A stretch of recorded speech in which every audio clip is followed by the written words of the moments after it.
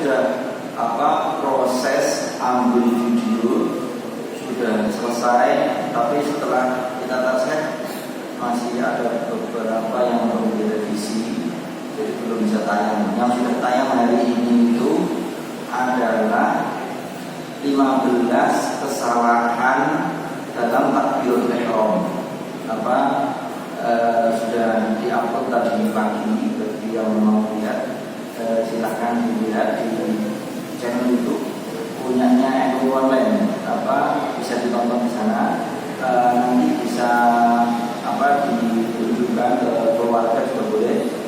Tentang 15 kesalahan dalam takbiratul ihram yang sudah saya jelaskan minggu kemarin, 2-3 minggu kemarin, ada 15 kesalahan dalam takbiratul ihram. Bukan dalam rangka mempersulit kita, tapi dalam rangka kita pengen niru tata cara sholatnya Rasulullah. Itu dengan cara menghindari kesalahan. Tak mungkin yang akan Nabi sholatnya begini, takbirnya Allahu Akbar, Allahu Akbar, wallahu, kan gak mono. Bukan Nabi sholat tidak mono kok. Masa awal dia ngarang-ngarang dewe. Nah, supaya kita terhindar dari itu. Sebentar saya carikan kitabnya.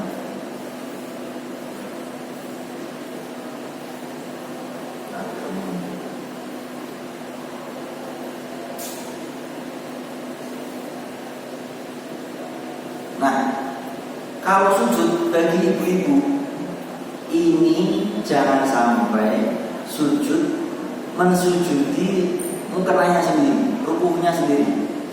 Ya, sujud itu kadang rukuhnya nyilak, buka begini, kemudian ditempeli oleh jidatnya sendiri. Ini tidak sah. Jadi sujud itu harus ini benar-benar sebagian dari jidat, sebagiannya, bukan semua. Tawain orang biar kabeh. Kan tidak begitu. Ya misalnya ini ketutup peci nggak masalah sebagian, tapi kalau semua nggak sah. Ini nempel ke tempat sujud dengan terbuka. Tidak boleh ada benda yang menutup. Benda yang menutup apa? Yang dipakai. Definisi yang dipakai itu yang mana? Yang kalau dia bergerak, dia ikut bergerak. Laki-laki kalau dia pakai surban ini tidak, itu kalau sujud kok tertutup sama serbannya, dia bangun serbannya itu bangun tidak. Kalau itu bangun berarti namanya dia pakai. Berarti kan dia bukan sujud ke tanah, tapi sujud ke sesuatu yang dia pakai. Ada orang sujud tertutup peci. Kalau dia bangun, pecinya takut bangun enggak? Kalau ikut bangun berarti peci ini termasuk bagian yang dipakai. Berarti orang sujud orang tanah, tapi kecuali pecinya dilepas. Saya lagi nggak nyesel, ya, gue kotor misalnya, gue kotor orang gue orang butuh kan suci tapi kotor. Terus daripada badanku penuh kotoran, terus mending saya peci karena di tempat yang bukan najis ya, yang hanya kotor, secara kotor sampulnya di sini. Peci ini saya lagi, dia ini sujud. Sah tidak sujud nomor peci? Sah, karena pecinya sedang tidak dia pakai. Begitu pula ibu-ibu yang pakai mukenanya potongan. Tapi hati-hati pada potongan. Sudah berulang kali saya sampaikan masalah resiko pakai mukena potongan. Mukena potongan itu kalau sujud kadang-kadang tidak ditarik, tapi dia malah sebagai penutup antara lawan sujud itu dengan lantai, sehingga dia bukan menjudi tempat sholat, tapi menjudi sesuatu yang dia pakai sendiri. Ini tidak salah. Itu dalam hal masalah sujud dengan dia.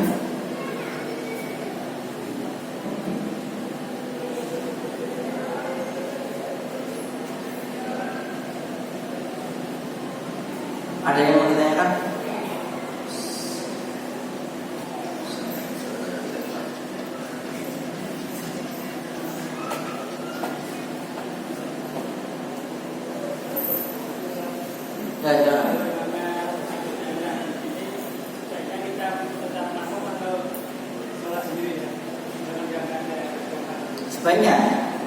Sebaiknya kita mufaroqah, memisahkan diri.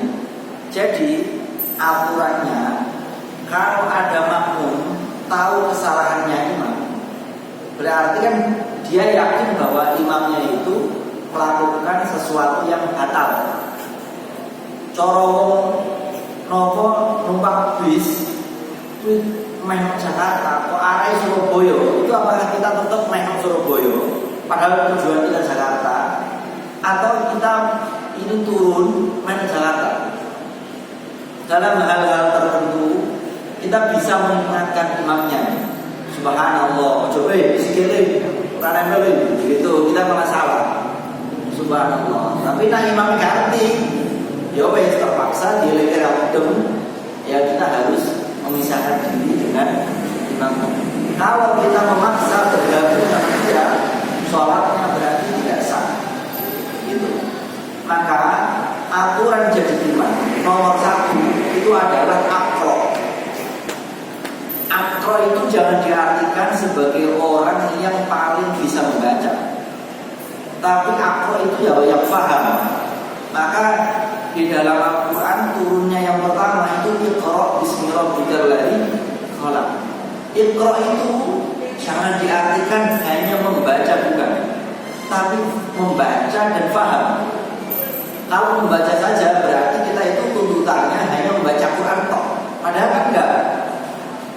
Orang itu kan tuntutannya adalah membaca dan memahami Al-Quran. Nah, orang sholat itu yang pantas jadi imam siapa? Nomor 1 di antara orang sekian yang antara imam dan makmum itu adalah yang akrom. Artinya siapa?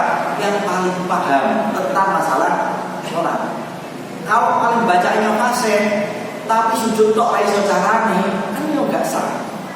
Tapi kalau yang paling paham berarti dia paham bacaan-bacaannya, paham rukun-rukunnya, paham lain-lain sebagainya. Itulah kriteria orang yang layak jadi imam di antara yang lain. Tapi nak mentok wong imam menunggu, sebenarnya makmumnya luwih ora arti enggak apa-apa. Tapi selama ada makmum yang paling ngerti, ya yang berhak jadi imam itu adalah makmum. Tuh, tapi cuma awal dhewe kan menang egois. Kalau sing tua aku ya ora imamnya aku. Itu ya.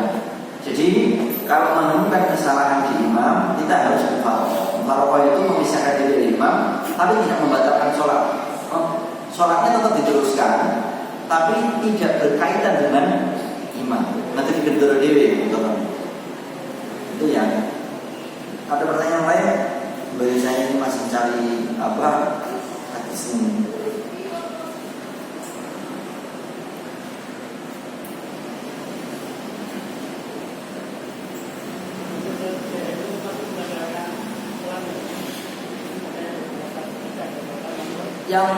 Yang tidak membatalkan sholat adalah sesuatu yang ini.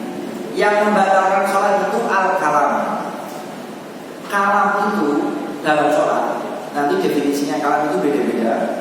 Kalam itu bicara, yang dihitung sholat itu adalah satu perkataan yang memahamkan, atau dua perkataan, dua suku kata, dua suku tidak misalnya, atau dua suku kata ke atas walaupun tidak memahamkan, itu namanya perkataan.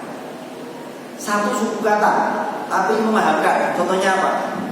Tadi ya, aku pengen nilai kontaknya ya, wong sholat ya beneran kok. Ini dia hanya satu suku kata, tapi dengan satu suku kata itu sudah memberikan pemahaman kepada orang lain, berarti sholatnya batal. Atau dua, ya, berapa suku kata? Dua, dua. Ini walaupun tidak memahamkan orang lain bisa membatalkan sholat, kecuali sesuatu yang tidak bisa ditahan oleh tubuhnya sendiri. Orang batu itu kan kita tidak bisa menahan, tapi batunya juga tidak boleh batu wis pengen kepaksa batu terus apa dia dari intonasi begitu. Ini mah batu, ya batu wis kepaksa batu iya lah. Oh wahai ojo digawe haji, itu kan jadi susunan ha karo ci, jadi dia menjadi susunan kalimat. Jadi entah DM entah apa, kalau itu keterpaksaan tubuh tidak ada masalah. Yang penting tidak disusun lagi dengan digawe-gawe susunan. Cocok. Wah ini, ya seperti wahid gitu. Ya kan kita nggak bisa ngomong. Tapi kalau ya kan itu bisa membatalkan sholat. Kalau DM-nya memang disengaja. Ada orang yang mempunyai rutinitas sendiri. Masih perlu setiap bilang menit gak ya? No. Ya nggak bohong karena dia tidak mengeluarkan kata. Tapi kalau gerak mulut ini tidak membatalkan sholat. Gerak mulut, misalnya pas sholat kalau segini untuk buat keliling, batal tidak ada, karena hanya gerak. Mengeluarkannya itu batal tidak, karena baru di mulut. Mulut ini dalam sholat dianggap anggota luar, bukan dianggap anggota dalam. Kecuali sini tekui wis metu untuk dilek, ya dilek, maka dilihat gede wajib. Nak perumahan gede, saat apa gegem ini misalnya, ya batal. Nah cilik, nggak batal. Ukuran kecil besar itu seberapa? Dalam kitab-kitab ini dikatakan sebesar biji wijen. Cilik bukan biji wijen. Apa sih yang onde-onde itu? Biji wijen itu cilik onde. Nah cilik. Jika masih di bawah biji wijen itu, maka sholatnya nggak batal. Tapi jika di atas biji wijen, kok kalau meskipun tanpa sengaja sholatnya batal. Berarti yang muncul dibangun kan? Ya berarti sedikit ditambah lain. Itu ya.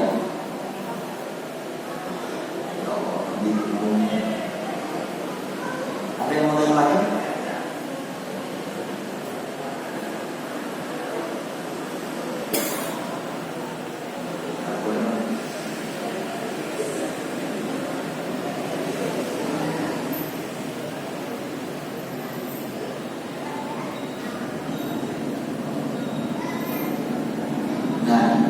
Dengan begitu sholatnya orang bodoh itu tidak lebih baik daripada hidupnya orang alim. Orang bodoh itu sholatnya cepat untuk karena kebodohannya. Yo sholatnya kalau jauh karena saya punya itu cerita yang orang-orang daerah Gunung Kidul yang masih terbelakang dulu sekarang nggak tahu saya. Itu sholat itu orang tua-tua itu masih kalau kekancane kok kecil dolan ini. Ono itu jambul sholat itu batal, ngono misalnya. Koncone kalau ke sholat kekancane batal. Padahal koncone sing kalau ke batal justru dari yo batal. Ya karena apa? Karena memang tidak tahu. Nah kita ini di Semarang ini buahnya orang yang tahu sehingga ketidaktahuan kita akan hal-hal yang tentang sholat ini semua yang juga ngerti hal yang penting-penting ngono itu yo tidak ada toleransi. Aku belum tidur, kalau ustaz, kalau sopo, kalau pengajian juga ngerti maklum karena posisinya bisa. Tapi sekarang kita di Semarang kayak begini, main ngaji nong diwae itu terbuka dan ada ustaz dan ada siapa saja. Orang ngono kabeh wong duwe HP, duwe kuota, iso buka YouTube, iso buka tata cara sholat, iso buka nomor website. Semua itu terbuka. Artinya apa? Jangan sampai kita ini soal kita tidak sah gara-gara kita tidak mau belajar. Gusti Allah kan diapian. Ya Gusti Allah apian tapi awake dhewe ora iso menek Gusti Allah. Lalu Gusti Allah jadi Gusti Allah